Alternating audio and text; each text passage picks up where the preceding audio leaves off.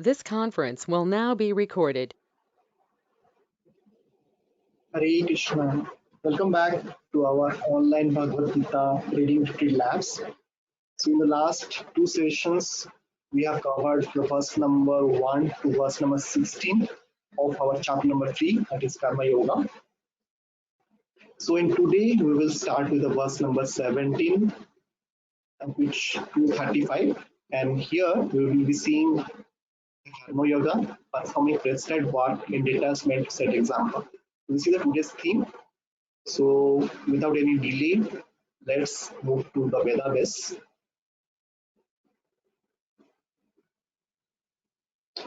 Chapter number 3, verse number 17. So as usual, we will not be going through word by word meaning. Rather, directly we will move to the translation followed by the purport by Srila Prabhupada. Translation. But for one who takes pleasure in the self, whose human life is one of self-realization, and who is satisfied in the self only, fully satisfied, for him there is no duty. But a person who is fully Krishna conscious and is fully satisfied by his acts in Krishna consciousness no longer has any duty to perform.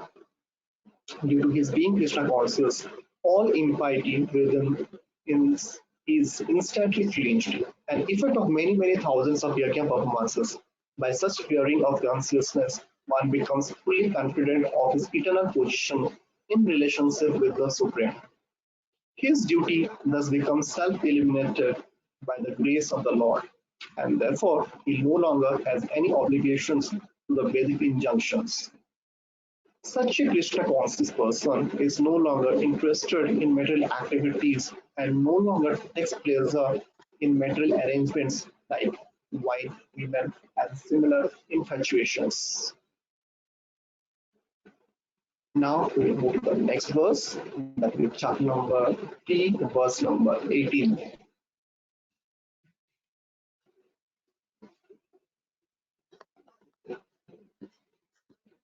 Translation. A self-realized man has no purpose to fulfill in the discharge of his prescribed duties, nor has he any reason not to perform such work, nor has he any need to depend on any other living being. Purport.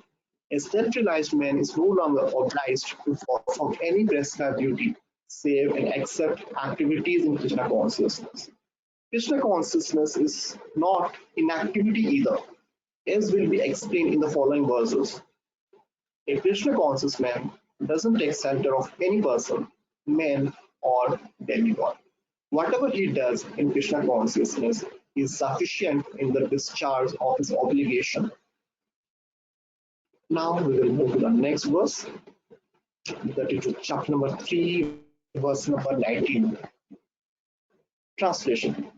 Therefore, without being attached to the fruits of activities, one should act as a matter of duty, for by working without attachment, one attains the Supreme. Purport.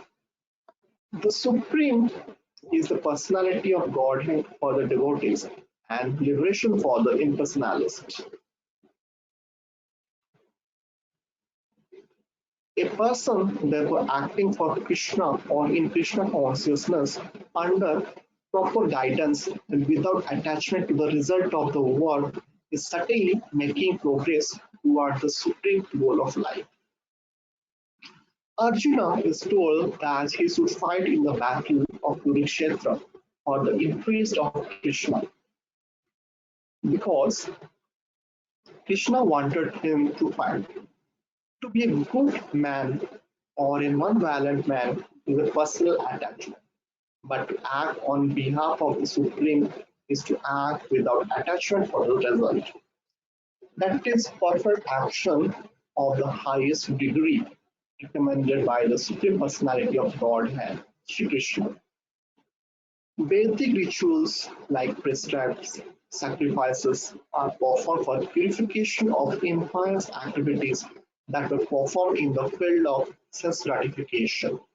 But action in Krishna consciousness is transcendental to the reaction of good or evil work. A Krishna conscious person has no attachment for the result, but acts on behalf of Krishna alone. He engages in all kinds of activities, but is completely not attached. Now we will move to the next verse,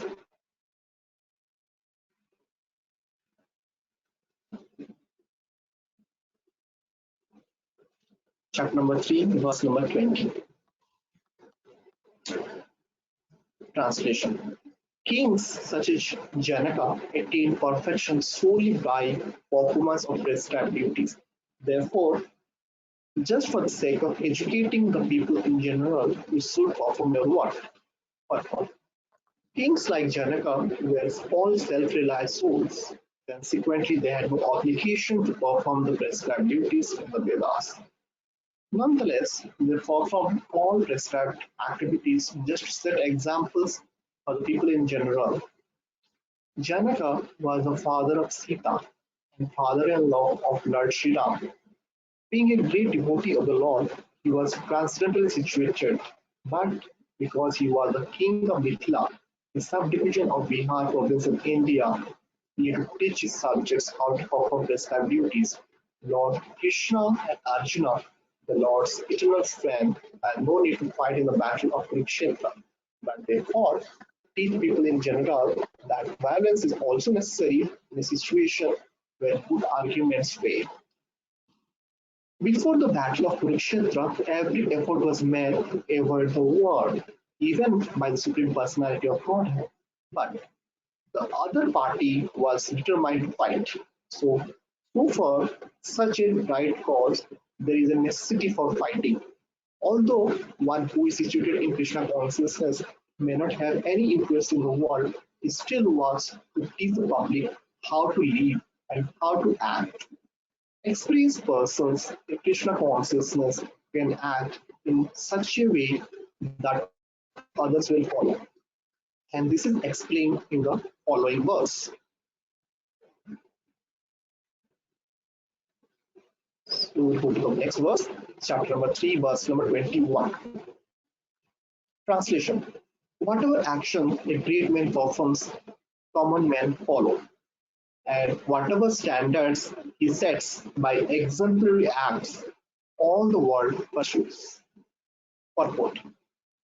People in general always require a leader who can teach the public by practical behavior. A leader cannot teach the public to stop smoking if he himself smokes. Lord Chaitanya said that a teacher should behave properly before he begins teaching. The one who teaches in that way is called Acharya or the ideal teacher. Therefore, a teacher must follow the principles of Shastra, scripture, to teach the common man. The teacher cannot manufacture rules against the principles of revealed scriptures. The revealed scriptures like Manu Samhita and similar others are considered the standard books to be followed by human society. Thus, the leader's teaching should be based on the principles of such standard shastras. One who desires to improve himself must follow the standard rules as they are practiced by the great teachers. The Srimad Bhagavatam also affirms that one should follow in the footsteps of great devotees, and that is the way of progress on the path of spiritual realization. The king or the executive head of a state, the father and school teacher are all considered to be natural leaders of innocent people in general. All such natural leaders have a great responsibility to their dependents. Therefore, they must be conversant with standard books of moral and spiritual codes. Now we will move to the next verse, chapter number 3, verse number 22.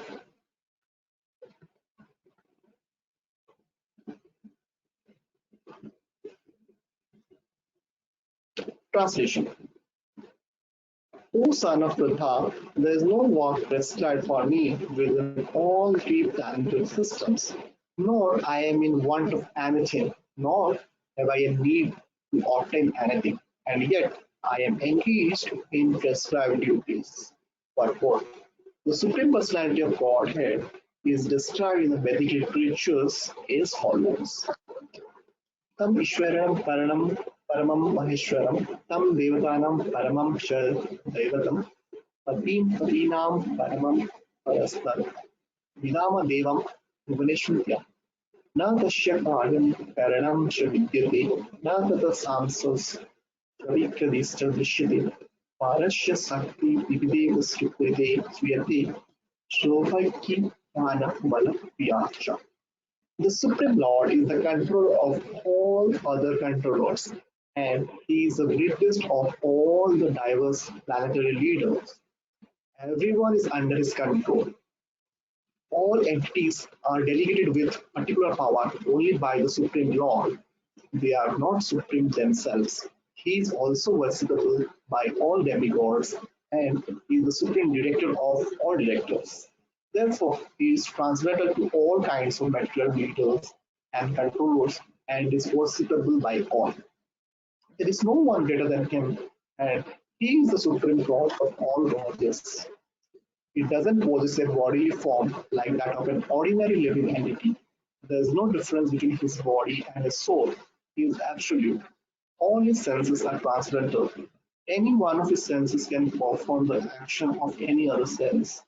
Therefore, no one is greater than him or equal to him.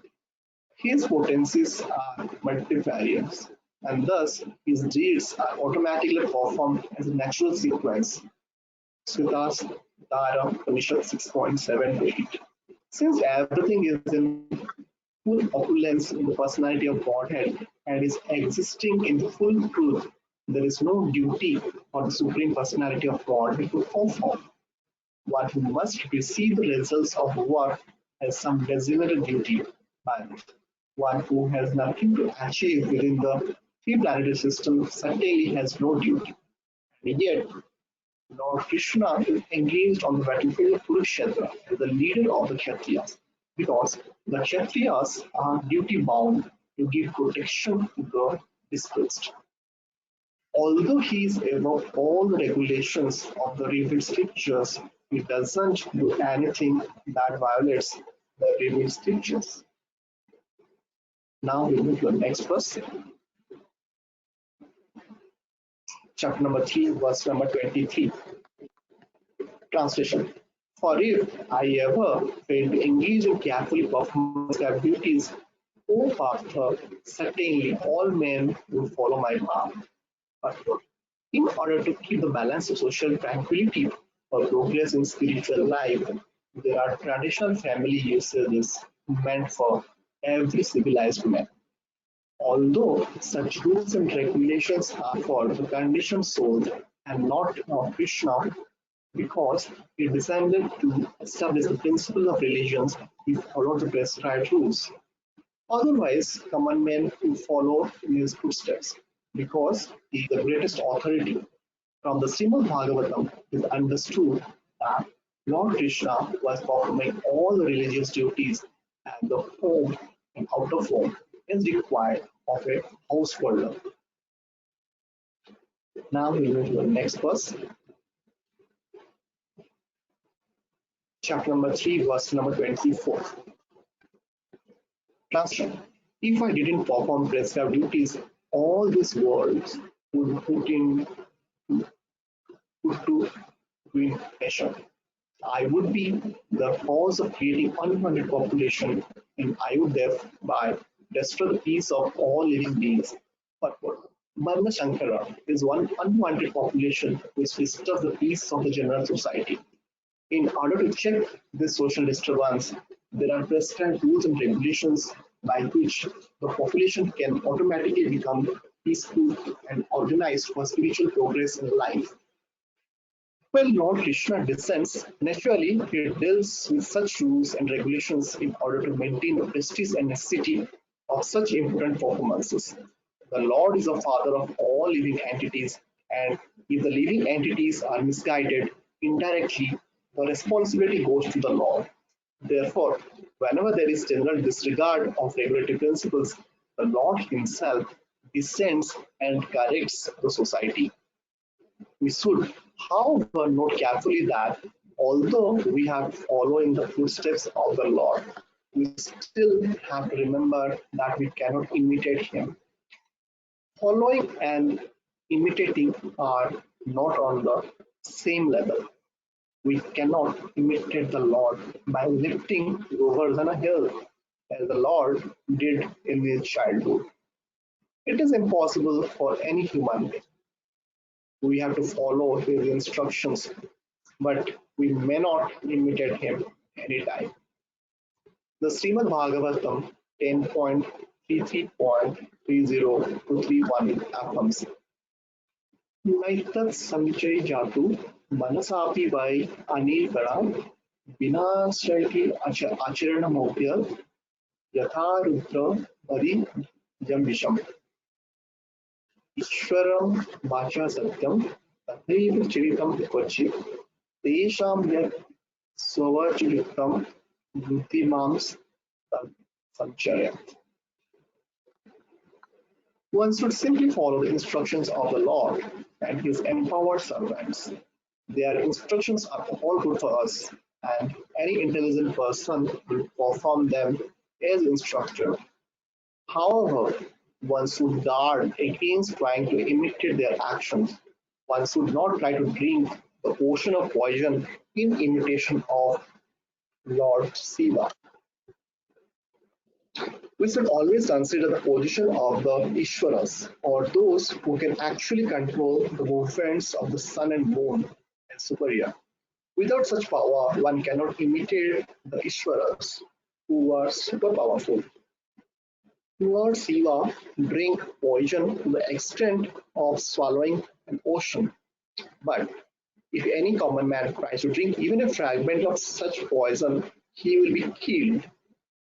There are many Seto devotees of Lord Shiva who want to indulge in smoking ganja, marijuana, and similar intoxicating drugs, forgetting that by so imitating the acts of Lord Shiva, they are falling death very near.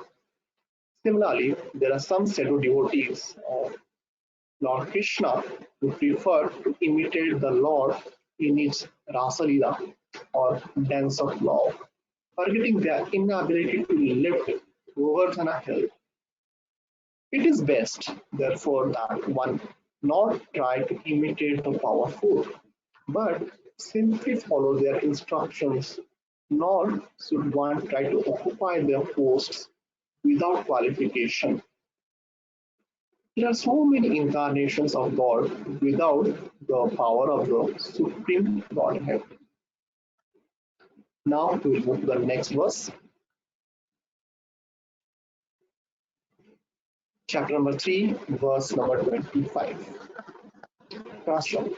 Is the ignorant perform their duties with attachment to results, the learned may similarly act, but without attachment for the sake of leading people on the right path. Purport. A person in Krishna consciousness and a person not in Krishna consciousness are differentiated by different desires. A Krishna conscious person doesn't do anything which is not conducive to development of Krishna consciousness.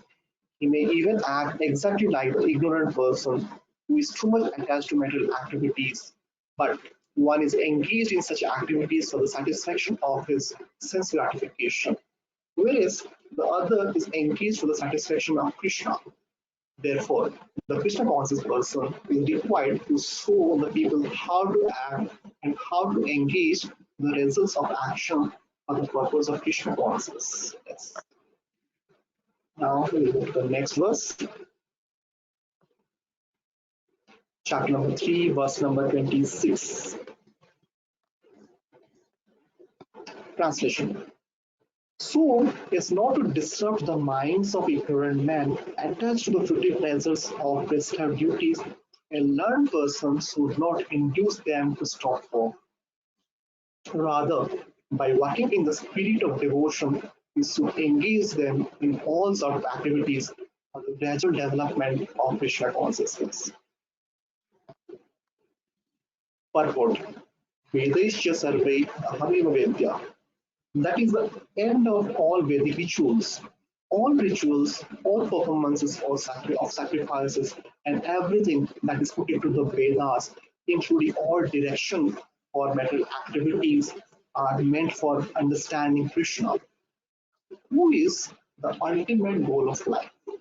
But because the conditioned souls do not know anything beyond sense gratification, they study the Vedas to that end. But through fruitive activities and sense gratification regulated by the Vedic rituals, one is gradually elevated to Krishna consciousness. Therefore, a realized soul in Krishna consciousness should not disturb others in their activities or understanding, but he should act by showing how the results of all work can be dedicated to the service of Krishna. The learned Krishna conscious person may act in such a way that the ignorant person wanting for sense gratification may learn how to act and how to behave. Although the ignorant man is not to be disturbed in his activities, a slightly developed Krishna conscious person may directly be engaged in the service of the Lord without waiting for the other Vedic formulas. For these fortunate men, there is no need to follow the Vedic rituals because by direct Krishna consciousness, one can have all the results one would otherwise derive from following one's prescribed duties. Now we will move to the next verse, that is chapter number 3, verse number 27. Translation: The spirit soul, bewildered by the influence of false ego, thinks himself the doer of activities that are in actuality carried out by the three modes of material nature. Two persons in Krishna consciousness and the other in material consciousness walking on the same level may appear to be walking on the same platform, but there is a wide gulf of difference in their respective positions. The person in material consciousness is convinced by false ego that he is a doer of everything. He doesn't know that the mechanism of the body is produced by material nature, which works under the supervision of the Supreme Law. The materialistic person has no knowledge that ultimately he is under the control of Krishna. The person in false ego takes all credit for doing everything independently, and that is a symptom of his niscience. He doesn't know that this gross and subtle body, the creation of material nature, under the order of the Supreme Personality of Godhead, and as such, his bodily and mental activities should be engaged in the service of Krishna, in Krishna consciousness. The ignorant man forgets that the Supreme Personality of Godhead is known as Rishikesha, or the master of the senses of the material body. Or, due to his long misuse of the senses in sense gratification, he is factually bewildered by the false ego, which makes him forget his eternal relationship with Krishna. Now we will move to the next verse, that is chapter number 3, verse number 28. Translation: One who is in knowledge of the absolute truth, Almighty arm, doesn't engage himself in the senses and sense gratification. Knowing well the differences between work in devotion and work for creative results. But the knower of the absolute truth is convinced of his awkward position in material association. He knows that he is part and parcel of the Supreme Personality of Godhead, Krishna, and that his position should not be in the material creation. He knows his real identity as part and parcel of the Supreme, who is eternal bliss and knowledge. And he realizes that somehow or other he is entrapped in the material conception of life. In his pure state of existence, he is meant to dovetail his activities in devotional service to the Supreme Personality of Godhead, Krishna. He therefore engages himself in the activities of Krishna consciousness and becomes naturally unattached to the activities of material senses, which are all circumstantial and temporary. He knows that his material condition of life is under the supreme control of the Lord. Consequently, he is not disturbed by all kinds of material reactions, which he considers to be the mercy of the Lord. According to Srimad Bhagavatam, one who knows the absolute truth in three different features, namely Brahman, Paramatma, and the Supreme Personality of Godhead, is called Tattvavid. For he knows also his own factual position in relationship with the Supreme.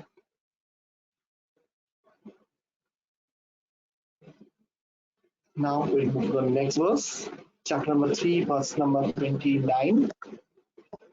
Translation. Bewildered by the modes of material nature, the ignorant fully engage themselves in the material activities and become attached. But the wise should not unsettle them. Although these duties are inferior due to the performer's lack of knowledge. Purport. Persons who are unknowledgeable falsely identify with gross material consciousness and are full of material designations. This body is a gift of the material nature, and one who is too much attached to the bodily consciousness is called manda, or a lazy person without understanding of spirit soul. Ignorant men think of the body as a self. They accept bodily connections with others as things massive. The land in which the body is obtained is their object worship, and they consider the formalities of religious rituals to be ends in themselves. Social work, nationalism, and altruism are some of the activities for such materially designated persons. Under the spell of such designations, they are always busy in the material field. For them, spiritual realization is a myth, and so they are not interested. Those who are enlightened in spiritual life, however, should not try to agitate such materially engrossed persons. Better to prosecute one's own spiritual activities silently.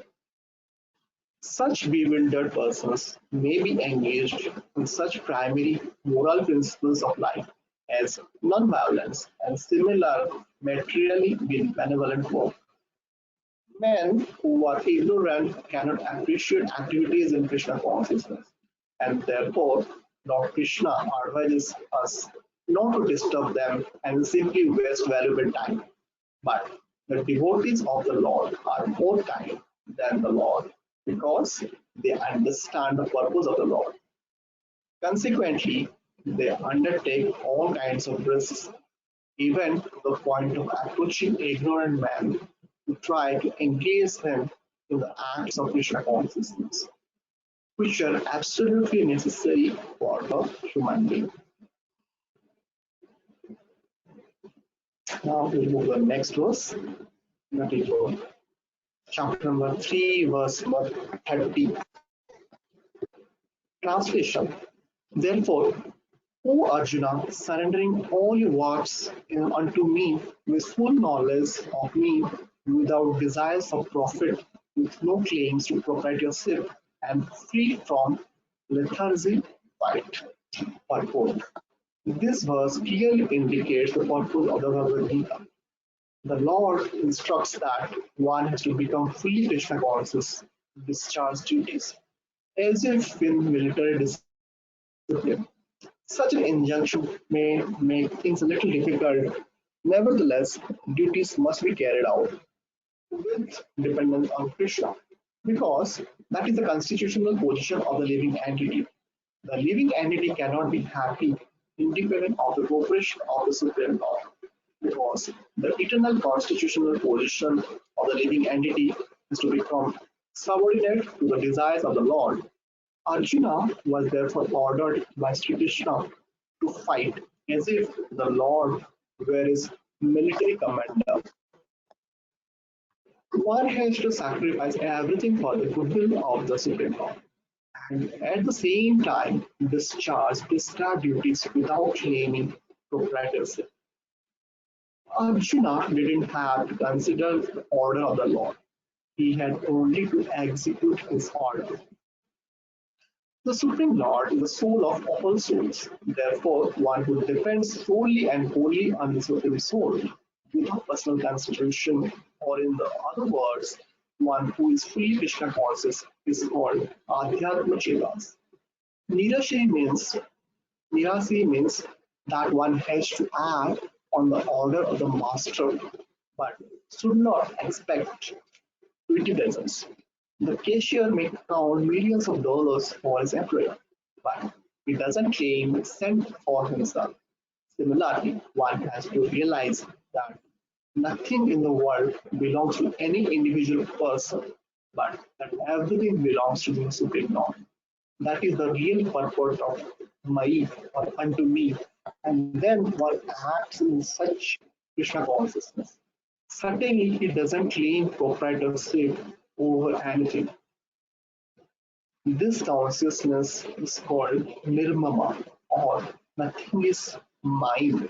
And if there is any reluctance to execute such a stern order, which is without constitution of so-called kinsman in the bodily relationship, that reluctance would be thrown off. In this way, one may become Vigatadvara, or without vigorous mentality or lethargy. Everyone, according to his quality and position, has a particular type of work to discharge, and all such duties may be discharged in Krishna consciousness, as described above, that will lead one to the path of liberation. Now we move to the next verse, chapter number 3, verse number 51. Translation: those persons who execute their duties according to my injunctions and who follow this teaching faithfully without envy become free from the bondage of creative actions.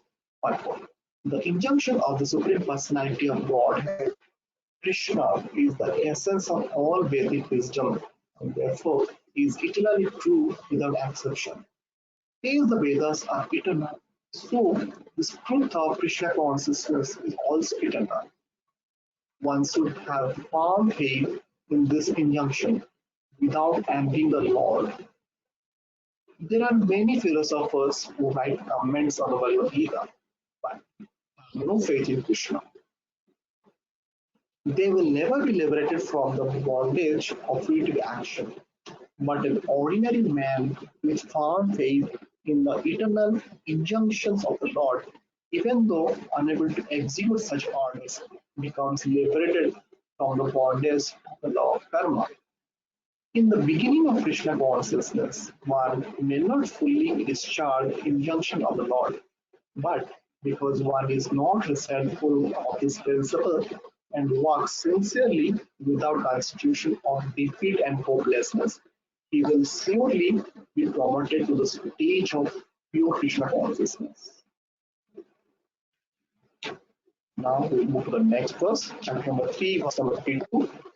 Translation: but those who, out of envy, disregard his teachings and do not follow them regularly are being considered bereft of all knowledge, food, and ruined in their endeavors for perfection. Purport. The flaw of not being Krishna conscious is clearly stated herein. Hence, there is punishment for disobedience to the order of the Supreme Executive Head. So, there is certainly punishment for disobedience to the order of the Supreme Personality of Godhead. A disobedient person, however great he may be, is ignorant of his own self and of the Supreme Brahman, Paramatma, and the Personality of Godhead. Due to a vacant heart, therefore, there is no hope of perfection of life for him. Now we move to the next verse, chapter number 3, verse number 33. Translation. Even a man of knowledge acts according to his own nature. For everyone follows the nature he has acquired from the three modes. What can repression accomplish? But unless one is situated on the transcendental platform of Krishna consciousness, he cannot get free from the influence of the modes of material nature, as it is confirmed by the law, the seventh chapter, 7.14. Therefore, even for the most highly educated person on the mundane plane, it is impossible to get out of the entanglement of Maya simply by theoretical knowledge or by separating the soul from the body.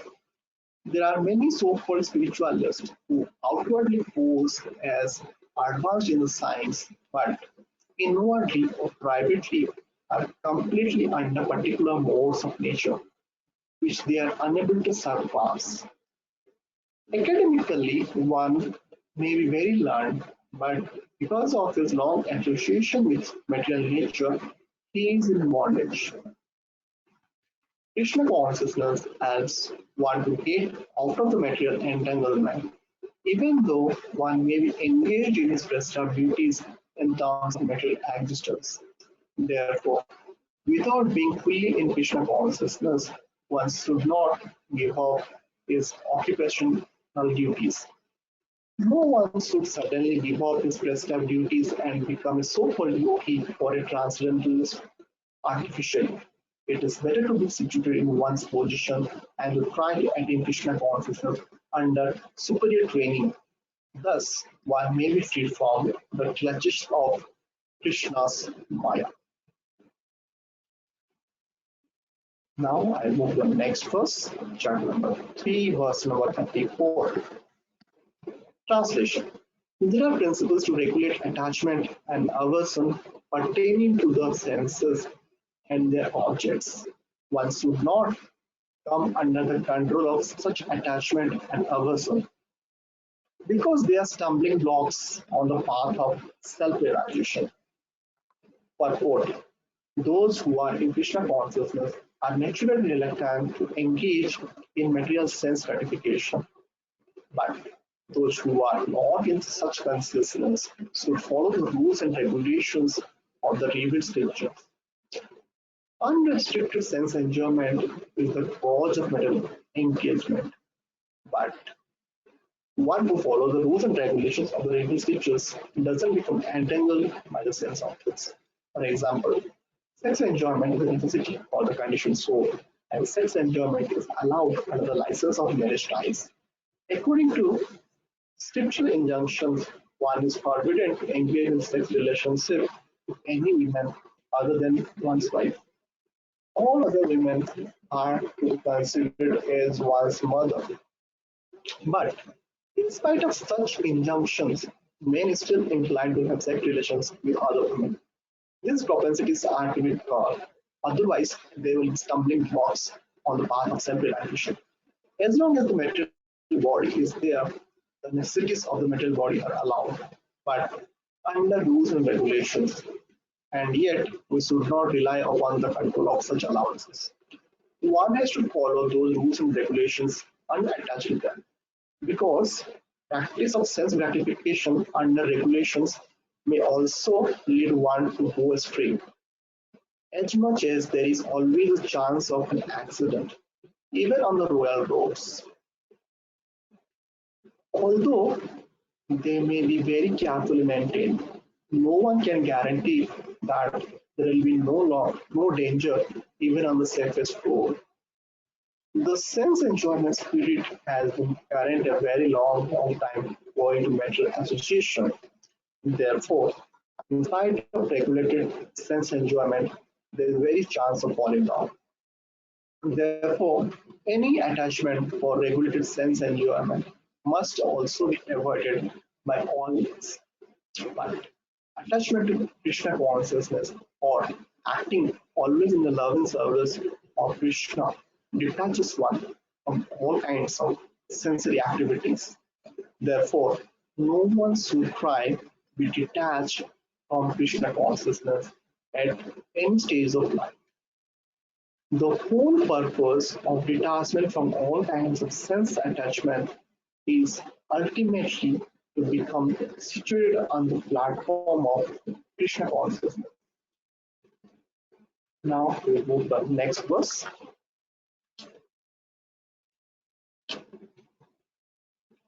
chapter number 3, verse number 35. Translation. It is far better to discharge one's prescribed duties, even though faultily, than another's duties perfectly. Destruction in the course of performing one's own duty is better than engaging in another duties, for to follow another's path is dangerous. Purport. One should therefore discharge his prescribed duties in full Krishna consciousness rather than those prescribed others. Materially prescribed duties are duties enjoined according to one's psychophysical condition under the spell of the modes of material nature. Spiritual duties are is ordered by the spiritual master for the transcendental service of Krishna. But when whether material or spiritual, one should stick to his prescribed duties even after death, rather than imitate another's prescribed duties. Duties on the spiritual platform and duties on the material platform may be different, but the principle of following the authorized direction is always good for the performer. When one is under the spell of the modes of material nature, one should follow the prescribed rules for his particular situation and should not imitate others. For example, a Brahmana who is in the mode of goodness is non-violent, whereas a Kshatriya who is in the mode of passion is allowed to be violent. As such, for a Kshatriya, it is better to be vanquished following the rules of violence than to imitate a Brahmana who follow the principles of non-violence. Everyone has to cleanse his heart by a gradual process, not abruptly. However, when one transcends the modes of material nature and is fully situated in Krishna consciousness, he can perform anything and everything under the direction of a bona fide spiritual master. In that complete state of Krishna consciousness, the Kshatriya may act as a Brahmana or a Brahmana may act as a Kshatriya. In the transcendental stage, the distinctions of the material world do not apply. For example, Samudra was originally a Kshatriya, but later on he acted as a Brahmana. Whereas Parshuram was a Brahmana, but later on he acted as a Kshatriya. Being transcendently situated, they could do so, but as long as one is on the material platform, he must perform his duties according to the modes of material nature. At the same time, he must have a full sense of Krishna consciousness. So, just to do a small recap, we will go back to our mind map. So, in this section from verse number 17, verse number 55. So, we have seen the concept of Nishkam Karma Yoga, how to set the right example for the same. And with this, we'll stop here. And in the next session, we'll start with the verse number 36 and we will complete this chapter. Hare Krishna.